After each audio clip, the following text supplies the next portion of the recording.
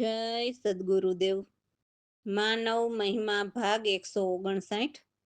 હે માનવ, આ મનુષ્ય દેહ મળ્યો છે તો તેનો મહિમા એક જ છે કે પોતાને પોતાનું કલ્યાણ કરવું. તો પોતે એટલે પોતાનો આત્મા, અને તે પરમાત્માના જ્ઞાનીનો સાર છે, એટલે છેલ્લો નિચોડ. તો આ વાત તો જે પરમાત્માના જ્ઞાનીના ચરણે રહેતો જીવ જાણી શકે છે. બાકી તો અનેક વાસણ બન્યા છે, ખખડે ભભડે તે વાસણ ખખડવાના ને ભભડવાના. પણ સમજેલો તેને કહેવાય છે કે જે જીવ સાચું સમજીને ચૂપ થઈ એકાંતે બેસી આરાધના કરવા બેસી જાય તે સાચું સમજેલો. બાકી આત્માના ઘરથી મોટો કોઈ નથી, આનાથી મોટો કોઈ વિજ્ઞાની નથી, આનાથી મોટો કોઈ મોટો અકર્તા નથી. અને જે કરતા છતાં પણ અકર્તા જીવનું હોનિકો અનહોની કરી દે છે, તે જ જીવને આ દેહધારી દેવોના લોકમાંથી મુક્ત કરી શકે છે. એટલે મુક્તિનો દાતાર કહેવાય છે. જે જ્ઞાની છતાં પણ પોતે પોતાને અજ્ઞાની સમજે છે, કારણ કે જિંદગી પૂરી થવા આવે અને આ રચેલ રચના પોતે રચી ન શકે તો પોતાનું સુરતા ભજન ઘટે છે. પોતે એકાંતે બેસીને આરાધના કરવાને બદલે હું પરમાત્માનો જ્ઞાની છું તેવું આંતરિક અભિમાન આવે છે. એટલે પરમાત્માના જ્ઞાનીઓ કહે છે કે પરમાત્માનું જ્ઞાન તે પણ અભિમાન છે. એટલે આ દેહધારીના લોકમાંથી તારણહાર તે જ છે કે પોતે દેહી છતાં વિદેહી, અને તે જ પામે છે જે એકાંતે બેસી આરાધ કરતો હોય, અને તે ગુરુનો સાચો ગાદીપતિ. બાકી જેનું મન રખડતું ભટકતું હોય તે ગુરુ ગાદીપતિ હોય જ નહીં.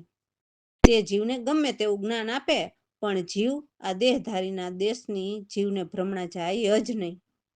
તો જીવ નિર્ભય પદને પામી શકે નહીં. એટલે ગુરુ ગાદી નિભાવવી ધારીએ તેટલી સહેલી નથી. તે પણ જો સમજાય તો મુક્ત થવાય છે, અને જીવને મુક્ત કરી શકાય પણ છે. નહીતર પોતે નરકે જાય અને જીવ પણ જન્મ મરણમાં રહે છે. એટલે ગુરુ ગાદી તે પણ અભિમાન છે, જે જીવને નરકે પણ લઈ જાય છે. મનન કરો. રામ ભરોસે. હે માનવ, અમારા સદગુરુ કહે છે કે હે જીવ, તમે રાગ વૈરાગ શા માટે કરો છો? જો તમે સત્ય સમજીને મનની દુવિધા મટાડશો તો તમારી આગળ પાછળ કોઈ તમને કર્મ કરાવનાર નથી.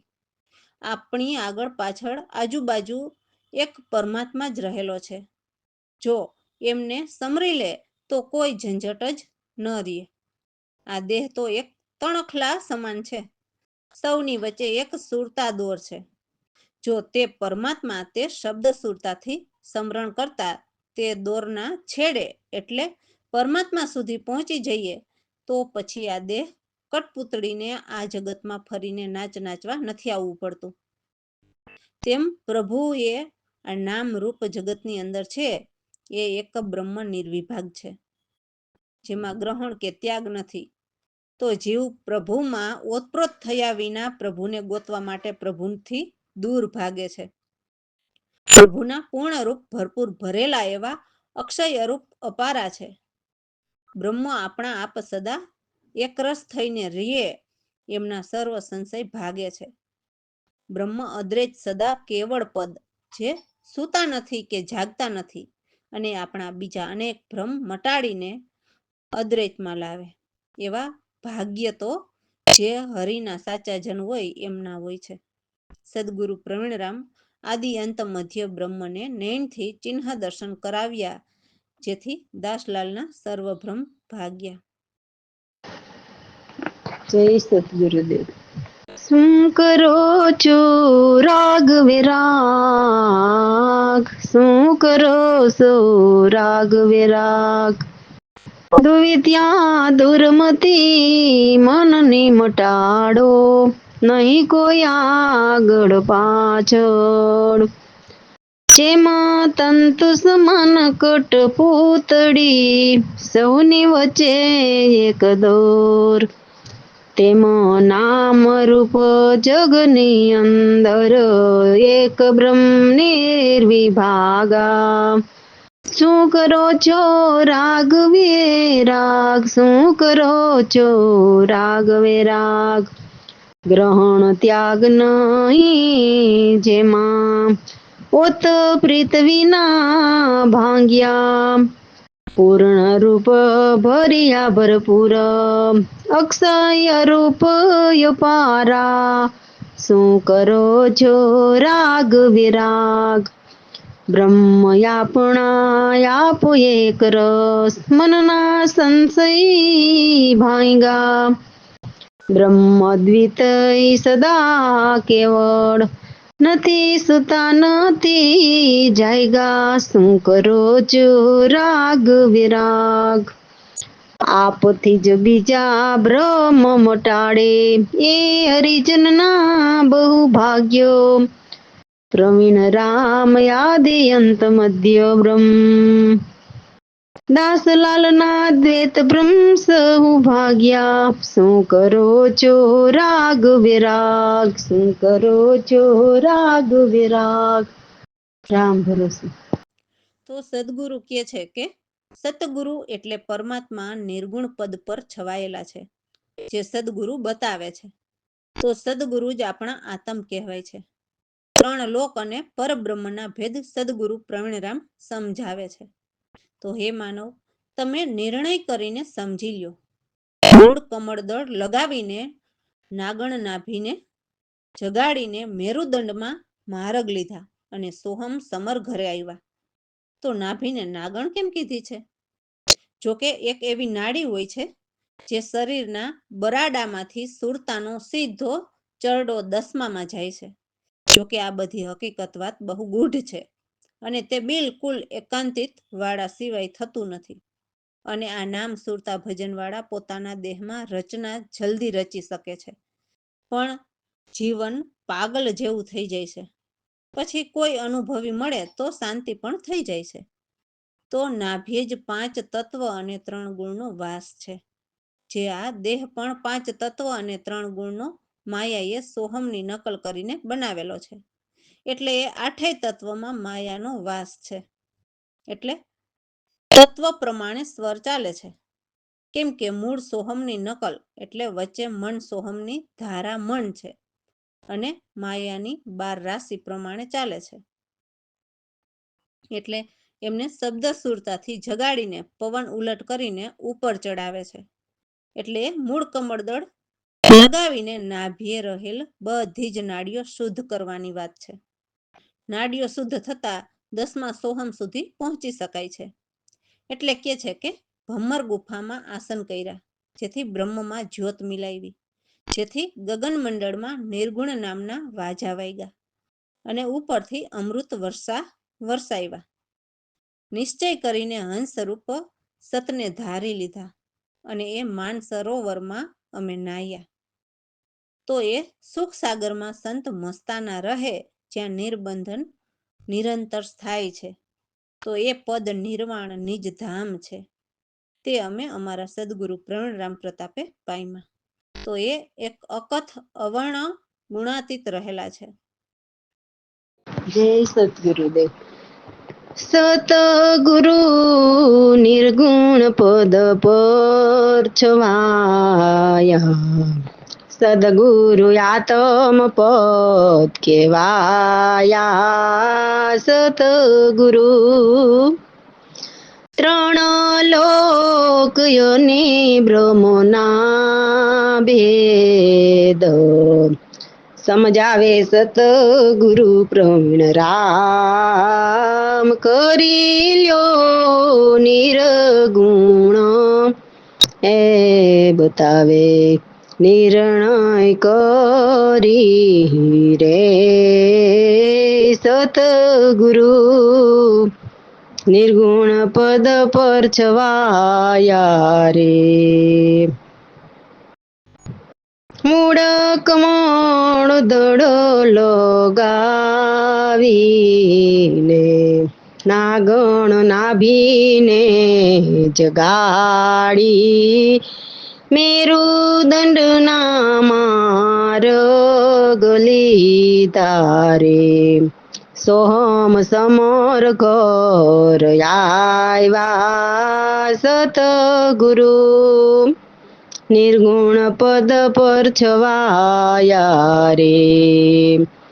ભંવર ગુફામાં આસન કર્યા બ્રહ્મ જ્યોતિ બતાવી ગગન મંડળ નિર્ગુણ વાચારે અમૃત વરસાદ વરસાવ્યા સતગુરુ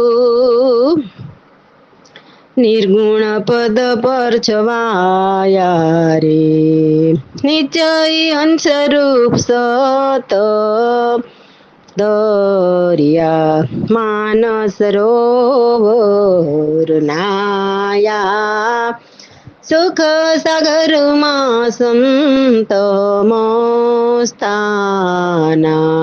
નિરબંધન નિરંતર સ્થાયા સતગુરુ નિર્ગુણ પદ પર છવાયા રે પદો નિર્વાણ ધામ નિજ નીચલ પુરા ગુરુથી પાયમાં પ્રવીણ રામ એ અકથ્ય વર્ણ રે ગુણાતીત રહ્યા સતગુરુ નિર્ગુણ પદ પર છવાયા રે રામ ભરોસે. તો જુઓ, આ વાણીમાં શિષ્ય એમના સદગુરુને વિનંતી કરીને કહે છે કે હે સદગુરુ પ્રભુ, તમે જ મારા જગદીશ પ્યારા પ્રભુ છો. તો આ પ્યારા હૃદયમાં તમારા સ્વરૂપ પૂર્ણ રીતે મને બતાવી જાઓ. હે પ્રભુ, તમારું નામ નિર્વિકારી સકળ પાપ અને દોષ હરનારું છે. તો તમારી પ્યારી છબી મારા દિલમાં બેસાડી જાઓ, જેથી હું સદા તમારી મૂરતને નિહાળું. તમે જ દયાનિધાન છો. તમે જ સર્વ વિશ્વમાં સર્વ સમાન છો. તમારા ગુણ તો વેદ પણ ગાય છે. તો જે તમારા ગુણના વખાણ મેં સાંભળ્યા છે તે મને બતાવી જાઓ. હું તો સાવ ગુણહીન અતિ દીન છું. હે પ્રભુ, હું આપણા ચરણોમાં રહું, મને ઉગારી લ્યો. મને આ ભવજાળથી બચાવી લ્યો.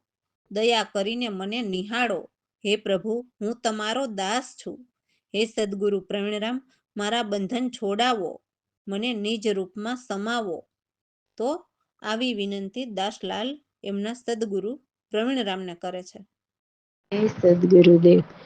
હે જગદીશ ઈશ્વર મારા પ્યારા હૃદયમાં આજ તારા સ્વરૂપ પૂર્ણ મને પ્રભુ બતાવી જા.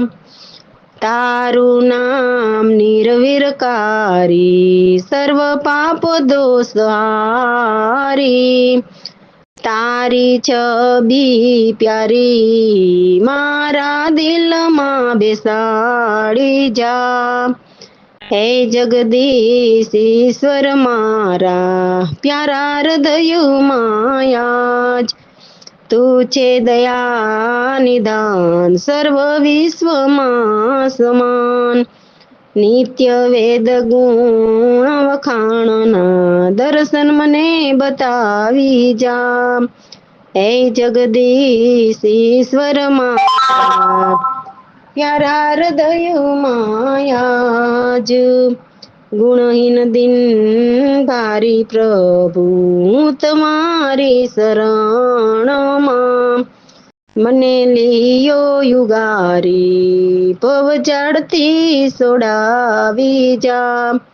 હે જગદીશ ઈશ્વર મારા પ્યારા હૃદયમાં આજ દયા કરીને નિહાળો પ્રભુ હું દાસ તમારો પ્રવીણ રામ બંધન મટાડી નિજ રૂપમાં સમાવી જા.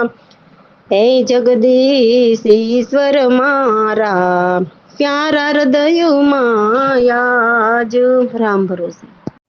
તો જેને સાચા સદગુરુ મળ્યા છે તો શિષ્ય કહે છે કે હું સદગુરુ કૃપાથી એમની શબ્દશૈન પામીને હું મારામાં જ તૃપ્ત થયો. એટલે મને ભીતર પરમાત્માના દર્શન થયા, જેથી તૃપ્ત થયો એમ કે છે. અને સદગુરુએ આપેલા શબ્દ ગુંજ કરીને ગુંજ્યા, જે સ્થિર સ્થાયીમાં ચિત્તને લગાવ્યા. અક્ષર વિના અનાદિથી છે અને રહેવાના જ છે, જે સત્ય સ્વરૂપ સર્વમાં સમાયેલા છે. અધર સધર એટલે આરપાર કોઈ આધાર વિના આ અગોચર પૂર્ણ બ્રહ્મ અસ્થાયા એટલે આ પૃથ્વી ઉપર કોઈ તમારા અંશ દેહ ધરીને આવ્યા એવા સ્થિર ઠેકાણા નથી, એટલે અસ્થાયા છો. સદગુરુ પ્રવીણરામ સર્વ સનાતન અદ્વૈત અનુપ અજાયા છે. સૌની અંદર આત્મા સ્વરૂપે રમતાતીત એટલે સર્વમાં રમતા રમણીત એવા છવાયેલા છે. તે સદગુરુ દાસલાલને સમજાવે છે અને એ જ આપણો નિજ છાંયો છે. રામ ભરોસે. જય સદગુરુદેવ. શબ્દ સે હું ગુરુદેવની પામી, હું મારામાં તૃપ્ત થયો રે. શબ્દ નાદ ગુંજ કરી ગુંજ્યા, સ્થિર ચિત્ત જમાવ્યા રે. વિનાયક સરશ્વાસા વિનાશ હોમ, મન બુદ્ધિ મિલમાયા રે. શબ્દ સેનમ ગુરુદેવની પામી, અક્ષર અક્ષર વિના સ્વર વ્યંજન નામ, નામ રૂપ વિના ગાય રે. નજીક દૂર દ્વૈત અદ્વૈત વિના, આપો જ જાયો રે. શબ્દ સેનમ ગુરુદેવની પામી, અક્ષર વિના આપો અનાદિ, સત્ય સ્વરૂપ સમાયો રે. અધર સધર વિના આપય ગોચર, પૂર્ણ બ્રહ્મ સ્થાયો રે. શબ્દ સેનમ ગુરુદેવની પામી, પ્રવીણ રામ સનાતન અદ્રય અનુપય જાયો રે.